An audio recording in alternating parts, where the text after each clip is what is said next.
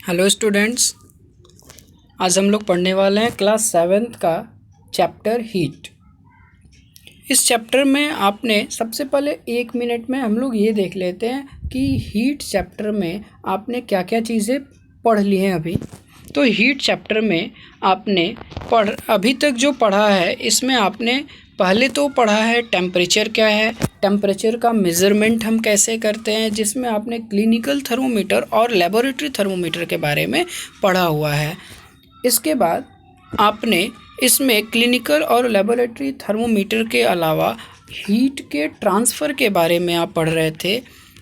Second video में यानी कल वाले वीडियो में आपने पढ़ा था कि हीट का ट्रांसफ़र कैसे होता है, और इसमें आपने हीट ट्रांसफ़र के बारे में सबसे जो इम्पोर्टेंट चीज़ें थी जिसे मैं आज फिर से रिवाइज़ करना चाहूँगा, वो पॉइंट ये था कि हीट का ट्रांसफ़र हमेशा किससे होता है, from higher temperature to lower temperature होता है। कोई भी ऑब्जेक्ट जिसका टेम्परेचर हाई है उससे हमेशा उस ऑब्जेक्ट की तरफ होगा जिसका टेम्परेचर कैसा है, लो है। हीट का ट्रांसफ़र हमेशा हाई टेम्परेचर से लो टेम्परेचर की तरफ होता है, जिसको आप लोगों ने कल डिफरेंट फिगर्स के थ्रू भी समझा था, जिसमें ये दोनों फिगर्स भी थे, जिसमें फायर से हैंड की तरफ हीट का ट्रांसफ़र हो रहा है, दूसरा आपने पढ़ा था हैंड से आइस की तरफ हीट का ट्रांसफ़र हो रहा है। ये चीज़ें आपने कल पढ़ी थी। इसके बाद आपने डिफरेंट मोड्स पढ़े हुए थे, कुछ क्रिटिकल थिंकिंग बेस्ड आपको कुछ क्वेश्चंस हमने दिए हुए थे कल कि इसको थोड़ा समझिए, इसके कॉन्सेप्ट को समझने की कोशिश करिए। इसे कल हमने आपके सामने एक्सप्लेन भी किया हुआ था। अगर आपको इसमें कोई भी प्रॉब्लम आती है तो आप कमेंट सेक्शन में अपने प्रॉब्लम्स ज़रूर बताएं, उनका सॉल्यूशन आपको ज़रूर बताया जाएगा। इसके बाद आपने different modes of heat transfer of heat पढ़ा हुआ था, जिसमें 3 मोड्स के बारे में आपको पढ़ना है, कंडक्शन, कॉन्वेक्शन और रेडिएशन। इन तीनों ही mode of transfer of heat में कल आपने 2 मोड्स पढ़े हुए थे। 2 मोड्स कौन कौन से पढ़े थे, कंडक्शन और कॉन्वेक्शन, जिसमें आपने कंडक्शन में पढ़ा हुआ था। जो इम्पॉर्टेंट चीज़ें हैं वो मैं फिर से रिवाइज़ कर रहा हूँ कि आपको फिर से एक बार रिकॉल हो जाए कि क्या क्या इम्पॉर्टेंट चीज़ें थी जिसके बेसिस पे आप इन तीनों ही mode of transfer of heat में डिफ्रेंशिएट कर पाएंगे। ईज़िली आप इनको डिफरेंशियल बेसिस पे समझ पाएंगे।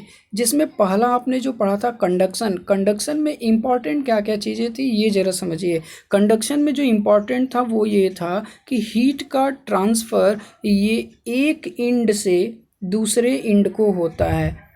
एक एंड से हमेशा एक एंड से दूसरे एंड को हीट का ट्रांसफ़र होता है। और दूसरा जो इम्पॉर्टेंट पॉइंट था वो ये था कि कंडक्शन का प्रोसेस हमेशा या नॉर्मली कह लें, मेनली कह लें, ये सॉलिड्स में होता है।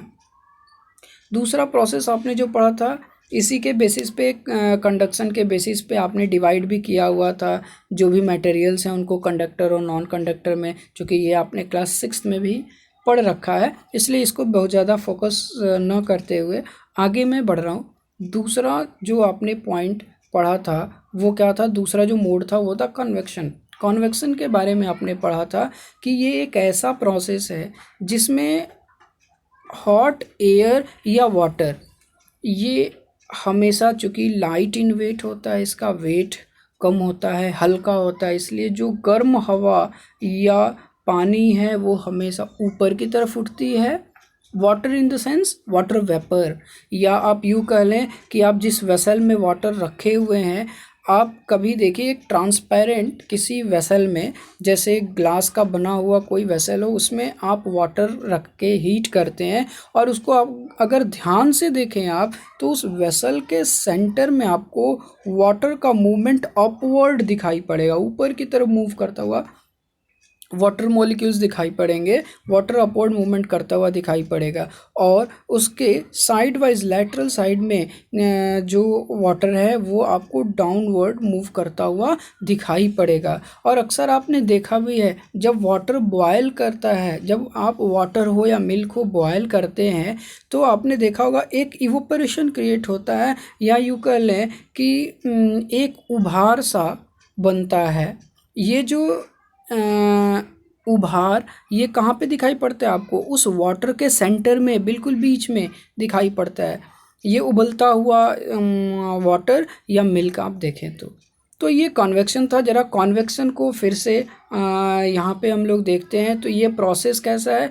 ये एक ऐसा प्रोसेस है जिसमें हॉट वाटर या एयर अपवर्ड मूवमेंट करता है, और जो कूल वाटर या एयर है ये उसका जो खाली जगह है उसको लेने के लिए डाउनवर्ड मूवमेंट करता है। इसको आपने दो डायग्राम से भी कल देखा था, जिसमें कॉन्वेक्शन ऑफ वाटर और कॉन्वेक्शन ऑफ एयर। यहाँ पे आपको डायग्राम के थ्रू हमने वाटर और एयर दोनों में ही अलग अलग कॉन्वेक्शन को शो करने का प्रयास किया है। जिसमें देखिए यहाँ वाटर में आपको साफ साफ दिखाई पड़ रहा है, एक तरफ बिल्कुल सेंटर में लिखा हुआ है हॉट वाटर राइजेस, जो गर्म पानी है वो ऊपर की तरफ मूव कर रहा है, और ये साइड से देखिए दोनों तरफ कूलर वाटर सिंक्स यानी नीचे आना, डाउनवर्ड मूवमेंट करना। तो हॉट वाटर हमेशा अपवर्ड मूवमेंट कर रहा है, और जो कूलर वाटर है वो साइड से डाउनवर्ड मूवमेंट कर रहा है। ये जो मूवमेंट है ये इसी को, या यूँ कह लें कि ये जो हीट ट्रांसफ़र का मोड है, तरीका है, इसी को क्या कहते हैं? कॉन्वेक्शन कहते हैं। सेम कंडीशन वाटर एयर में था, जिसमें हॉट एयर अपवर्ड मूवमेंट कर रहा है, और साइड से जो कूलर एयर है ये क्या कर रहा है? डाउनवर्ड मूवमेंट कर रहा है। तो ये कॉन्वेक्शन का प्रोसेस पढ़ा था आपने। और कॉन्वेक्शन में जो इम्पॉर्टेंट चीज़ है वो ये है कि कॉन्वेक्शन किस में होता है? एयर और वाटर में होता है। चलिए आज हम लोग इसको, कॉन्वेक्शन को थोड़ा और भी अच्छे ढंग से समझेंगे। कॉन्वेक्शन के बारे में कुछ नई चीज़ें जो बड़ी इंटरेस्टिंग है इसको समझेंगे। तो कॉन्वेक्शन के बारे में देखिए यहाँ पे कुछ इम्पॉर्टेंट चीज़ हमने लिखा हुआ है। We can understand the process of convection by ये गलती से प्रिंट हो गया है, by a suitable example in from coastal area. ये कोस्टल को हॉस्टल प्रिंट हो गया, यह है कोस्टल एरिया। कोस्टल एरिया का मतलब क्या होता है? कोस्टल का मतलब होता है कि समुद्र के किनारे, समुद्र के आसपास वाली जो जगह होती है उनको कोस्टल एरियाज़ कहते हैं। तो कोस्टल एरियाज़ के बारे में कह रहा है कि कोस्टल एरियाज़ में कुछ ख़ास तरह के प्रोसेसेस वहाँ पे दिखाई पड़ते हैं। वहाँ के लोग वहाँ पे जो रहते हैं वो कुछ ख़ास तरह के प्रोसेसेस, कुछ ख़ास तरह के फिनोमिनन वो फील करते हैं, जिसके थ्रू हम लोग कॉन्वेक्शन के प्रोसेस को समझ सकते हैं। ये एक कॉन्वेक्शन का ही एग्ज़ाम्पल है, बहुत ही अच्छा एग्ज़ाम्पल है कॉन्वेक्शन का, जिसको हम लोग, वो जो प्रोसेसेस हैं उनको दो नेम दिए जाते हैं, दो अलग अलग प्रोसेस के नेम दिए जाते हैं, सी ब्रिज एंड लैंड ब्रिज। यानी ये जो दो प्रोसेस हैं इनको कहते हैं सी ब्रिज और लैंड ब्रिज। अब ज़रा इनको समझते हैं, ये प्रोसेस क्या है। बड़ी इंटरेस्टिंग प्रोसेस हैं ये, बड़े ही अच्छे फिनोमिनन है जो कि कोस्टल एरियाज़ में रहने वाले लोग इनको फील कर पाते हैं। देखिए इनको सबसे पहले क्या लिखा है वो समझते हैं, फिर प्रोसेस को आपको हम समझाने की कोशिश करेंगे। The people living in coastal areas experience an interesting phenomenon during the day. The the land gets heated faster than the water, and air over the land becomes hotter and rises up. The cooler air from the sea resources in towards, ये है towards है, towards the land to take its place. The warm air from the land moves towards the sea to complete the cycle. The air from the sea is called sea breeze. चलिए ये आपको इस तरीके से समझ में नहीं आया होगा, फिर भी एक बार हमने पढ़ दिया, क्योंकि ये जो पूरा का पूरा पैराग्राफ है ये हमने आपके एनसीईआरटी से उठाया है, इसलिए एक बार हमने पढ़ दिया। देखिए सिंपल वे में आपको हम समझाते हैं। नॉर्मली सी ब्रिज और लैंड ब्रिज, सी ब्रिज क्या होता है? एक चीज़ ध्यान रखिएगा, हमेशा केवल नाम से इसको ध्यान रखने की कोशिश करिएगा। एक है सी ब्रिज। सी ब्रिज, जब ब्रिज का मतलब क्या होता है, देखिए कुछ टर्म्स हैं जरा इनको आपको समझना चाहिए। जैसे एक टर्म होता है एयर, एक टर्म होता है विंड, और एक टर्म होता है ब्रिज। इसके आगे और भी है, स्टॉर्म है, साइक्लोन है, बहुत सारी चीज़ें हैं जो सेवेंथ में ही आप और भी नेक्स्ट चैप्टर्स में पढ़ेंगे इनके बारे में। ज़रा इनको समझते हैं ये इन टर्म्स को, तो आप ब्रिज को समझ पाएंगे। जैसे एयर, एयर क्या है, आपके कमरे में जो हवा है जो कि रेस्ट पोजीशन में है, यानी वो मूवमेंट नहीं हो रहा है, तो उस समय उसको क्या कहेंगे, एयर कहते हैं। यानी एयर है क्या, एक गैसियस मिक्सचर है, और वो गैसियस मिक्सचर जो कि आपके कमरे में है या कहीं ऐसे जगह पे जैसे किसी बॉटल के अंदर है जिसमें मूवमेंट नहीं हो रहा है, तो ऐसे कंडीशन को में उस गैसियस मिक्सचर को हम क्या कहते हैं, एयर कहते हैं। दूसरा टर्म है विंड। तब विंड किसे कहेंगे, वही एयर जब मूव करने लगे, यानी रुके हुए एयर में जब मूवमेंट होने लगे तो उसको क्या कहते हैं, विंड। जैसे आप अपने ज़रा प्रैक्टिकल लाइफ से इसको जोड़ के देखिए। आपके घर में जितने भी रूम्स हैं, जितने भी कमरे हैं, उनमें विंडो लगा हुआ रहता है। ये विंडो टर्म कहाँ से लिया गया होगा, आई थिंक कि ये जो विंडो टर्म लिया गया है, देखिए विंडो टर्म में आगे विंड लगा हुआ है, इसका मतलब एक ऐसा रास्ता, एक ऐसा पैसेज जिससे होके विंड आपके कमरे में आ सके। और विंड क्या है, बहुत ही सिंपल वे में आप कह सकते हैं, moving air is known as wind. अगर वो एयर जो मूव कर रहा है उसी को क्या कहेंगे, विंड कहेंगे। बट मूवमेंट कैसी है, स्लो मूवमेंट है, इसकी स्पीड ज़्यादा नहीं है। चलिए, इसमें तीसरा जो टर्म था वो था ब्रिज। ब्रिज क्या है, जस्ट आपने पहले पढ़ा एयर जो क्या था, ये रेस्ट इन पोजीशन था। उसके बाद पढ़ा आपने विंड, ये क्या हुआ, एयर में जब मूवमेंट होने लगा विंड है, और यही विंड की स्पीड और बढ़ जाए तो फिर क्या होगा, यानी अगर विंड हाई स्पीड में मूव करने लगे, इसकी स्पीड थोड़ी ज़्यादा हो, तो उस समय उसको क्या कह लेते हैं, ब्रिज कह लेते हैं। जैसे अक्सर आप जो भी दो जगहों को कनेक्ट करने के लिए जो ब्रिजेस बने होते हैं, पूल्स बने होते हैं, उन पूल्स को अक्सर हम लोग क्या कह लेते हैं, ब्रिज कह लेते हैं। ब्रिज, ओवर ब्रिज, अक्सर आप देखिए उस पुल पे जाते हैं तो हवा आपको बहुत तेज़ लगती है, तो कह रहे कि वो उसको ओवर ब्रिज हम लोग कहते क्यों हैं, क्योंकि उसके ऊपर आप जाइए तो तेज़ हवाएं भी आपको लगेंगी। तो कहीं ना कहीं आपको इन चीज़ों को अपने प्रैक्टिकल लाइफ से जोड़ के देखना चाहिए, तो चीज़ें आपको हमेशा के लिए याद हो जाएंगी और आपका कॉन्सेप्ट भी क्लियर रहेगा। तो ये है ब्रिज, यानी ब्रिज को आप यूँ कह सकते हैं तेज़ हवा। तो स्पीडी विंड को ही हम लोग क्या कह लेते हैं, ब्रिज कहते हैं। अब ये ब्रिज दो तरह का आपने पढ़ा अभी यहाँ पे, सी ब्रिज और लैंड ब्रिज। चलिए इसको समझते हैं, सी ब्रिज और लैंड ब्रिज ये दोनों ही प्रोसेस क्या हैं इनको समझते हैं।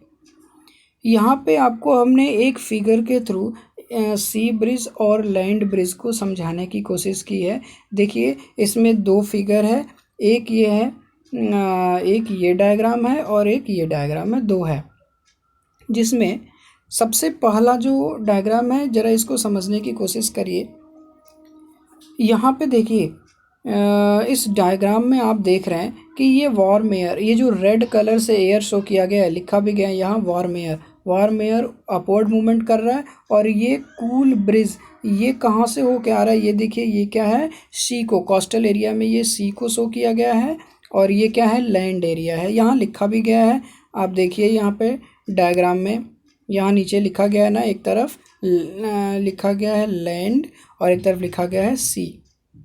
यहाँ लिखा गया वार्म एयर, यहाँ लिखा गया है कूल सी ब्रिज। अब थोड़ा सा इसको समझना है कि क्यों इधर वार्म एयर लिखा गया, इधर कूल एयर लिखा गया। अगर आप देखें तो कोस्टल एरिया में दो चीज़ें इम्पॉर्टेंट हैं जिस पे आपको फोकस करना है। दो चीज़ें क्या इम्पॉर्टेंट है? पहली चीज़ तो इम्पॉर्टेंट है कि कोस्टल एरिया में एक सी एरिया है जहाँ पे पूरा पानी भरा हुआ है, एक लैंड एरिया है, और लैंड एरिया पे क्या भरा हुआ है? वहाँ पे सैंड भरा हुआ है। सी एरिया में क्या भरा हुआ है? वाटर है। अब इन दोनों के प्रॉपर्टीज़ को आपको समझना है, इस सैंड और वाटर के प्रॉपर्टी को आपको समझना है। इसको ध्यान से समझेंगे, दो पॉइंट्स हैं और इनको अगर ध्यान से समझ लेंगे तो पूरा का पूरा ये जो सी ब्रिज और लैंड ब्रिज है ये आप इजी वे में समझ पाएंगे। सबसे पहले ज़रा सैंड के प्रॉपर्टी को देखते हैं। आपने सैंड में को देखा होगा कि सैंड को जब हीट किया जाता है तो ये बहुत तेज़ी से हीट होता है। अगर इसको हीट करें तो सैंड ये हीट होता है, बहुत ही फास्ट वे में हीट होता है। और अगर इसको कूल करें तो सेम कंडीशन है, यानी कि ये बहुत तेज़ी से ठंडा भी होता है। यानी सैंड का कैरेक्टर है कि ये बहुत तेज़ी से गर्म होता है और बहुत तेज़ी से ठंडा होता है। जबकि वाटर का कैरेक्टर क्या है? ये वाटर को अगर आप हीट करते हैं, वाटर का कैरेक्टर क्या है कि वाटर ये हीट भी बहुत स्लो होता है और ये कूल भी बहुत स्लो होता है।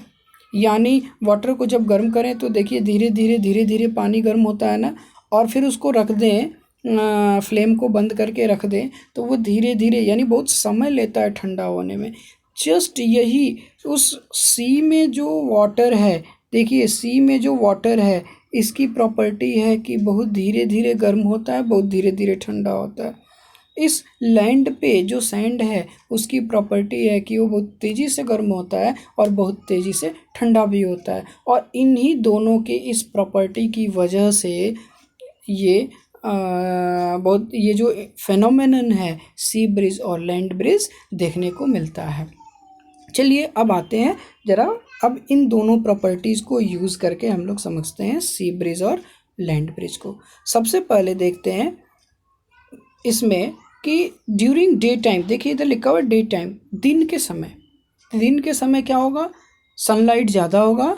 दिन के समय जब सनलाइट ज़्यादा होगा तो उस टाइम देखिए ये सनलाइट बहुत ज़्यादा होता है, धूप होता है, इसकी वजह से जब सनलाइट पड़ेगा, दोनों कंडीशन देखिए लैंड एरिया पर भी पड़ेगा सनलाइट और इस सी एरिया पर भी पड़ेगा सनलाइट। अब यहाँ पे कंडीशन क्या है? लैंड एरिया पे सैंड है चारों तरफ, ये सैंड बहुत तेज़ी से गर्म होगा ना, और ये जो सी है, सी वाटर है, सैंड के कंपैरिजन में धीरे धीरे गर्म होता है। इसका मतलब है कि ये लैंड एरिया इस सी एरिया के कंपैरिजन में ज़्यादा गर्म होता है, तो इसके कांटेक्ट में जो एयर होगा वो भी क्या होगा? ज़्यादा गर्म होगा, हॉट होगा, हॉटर देन वाटर इन सी। यही वजह है कि चूँकि ये लैंड एरिया ज़्यादा गर्म होता है दिन के समय, इसके वजह से इसके कांटेक्ट में जो एयर होता है वो ज़्यादा गर्म होगा, और जब वो ज़्यादा गर्म होगा तो देखिए लिखा है ना वार्म एयर, ये वार्म एयर अपवर्ड, जो गर्म हवा है ये ऊपर की तरफ मूव करती है, तेज़ी से ऊपर की तरफ जाती है, और जब ये तेज़ी से ऊपर की तरफ जाती है तो इसका जो प्लेस ये खाली हुआ है, जो इसका जगह खाली हुआ है, उस प्लेस को ऑक्युपाई करने के लिए, इस खाली जगह को भरने के लिए सी से ये देखिए कूल एयर ये इधर आ रही है।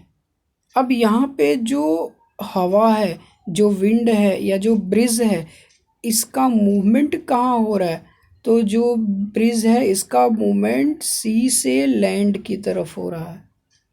ये ब्रिज कहाँ से चल रही है? सी से चल रही है, समुद्र से चल रही है, इसलिए इसको कहते हैं क्या? सी ब्रिज। ध्यान रखिएगा, सी से चल रहा है सी ब्रिज, लैंड की तरफ से आ रहा है तो लैंड ब्रिज। ये एयर कहाँ से आ रहा है? सी की तरफ से आ रहा है, इसलिए सी ब्रिज। फिर से ज़रा एक बार देखते हैं इस पूरे कॉन्सेप्ट को।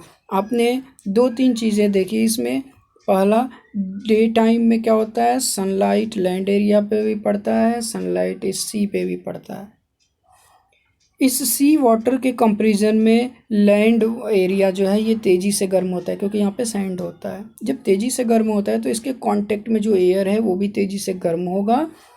और आपने पढ़ा है हॉट एयर लाइट होता है, हल्का होता है, इसलिए ये अपवर्ड मूवमेंट करता है। जब ये अपवर्ड मूवमेंट करता है तो इसका जो ये खाली जगह है इसको फिल करने के लिए सी के तरफ से हवा तेज़ी से लैंड की तरफ आती है। चूँकि ये जो एयर है ये सी से लैंड की तरफ जा रहा है, इसलिए इसको क्या कहते हैं, सी ब्रिज कहते हैं। सी ब्रिज कब जा रहा है, डे टाइम में। सी ब्रिज कब मिलता है, डे टाइम में।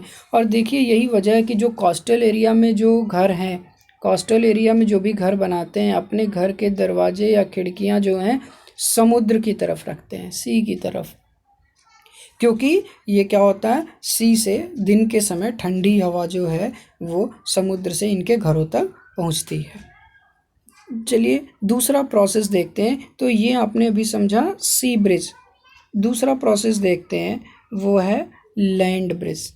लैंड ब्रिज क्या है और ये कब होगा, जस्ट कोस्टल एरिया में क्या होता है, ये सी ब्रिज दिन के समय दिखाई पड़ता है, यानी डे टाइम में जो एयर है या विंड है उसका डायरेक्शन क्या होता है, सी से लैंड की तरफ।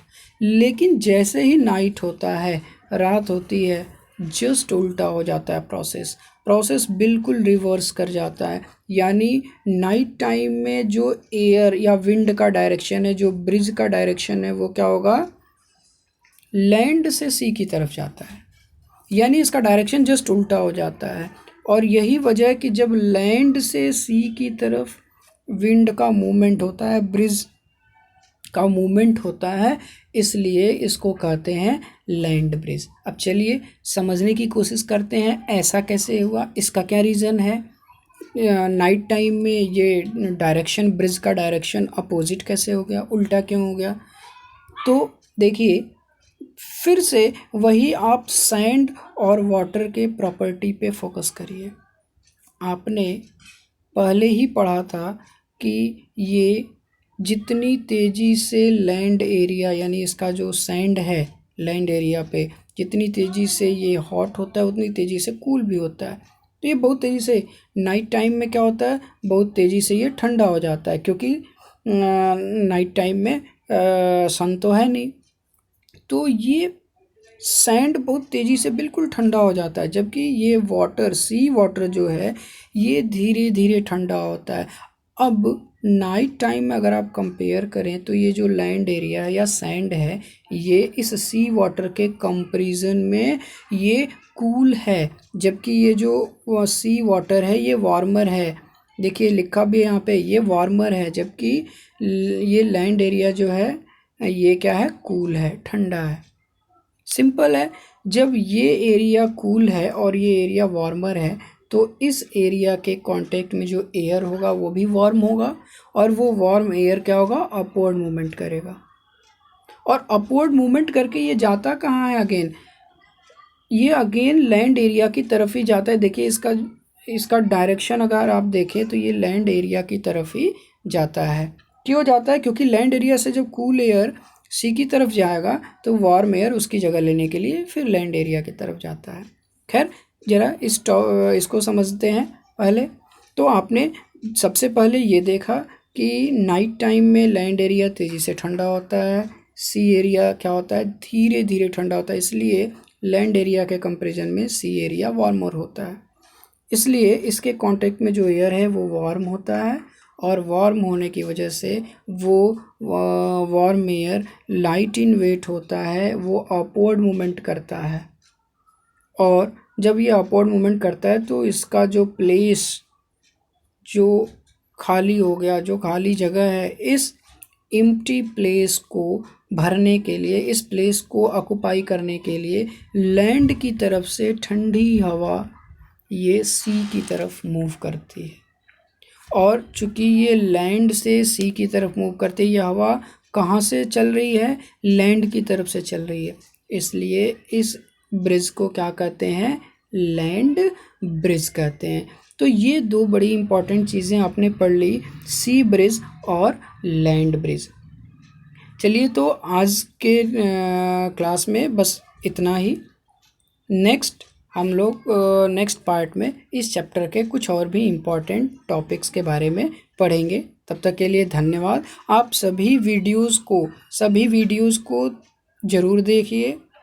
आप जब दूसरा वीडियो देख रहे हैं तो उससे पहले आप पहला वीडियो ज़रूर देख लें, तभी नेक्स्ट वीडियो आपको समझ में आएगा। अगर आप पहला वीडियो नहीं देखे हैं तो दूसरा वीडियो को समझने में आपको प्रॉब्लम हो सकती है। इसलिए पहले वीडियो को देखिए, फिर आप सेकंड वीडियो को देखिए। ओके, धन्यवाद।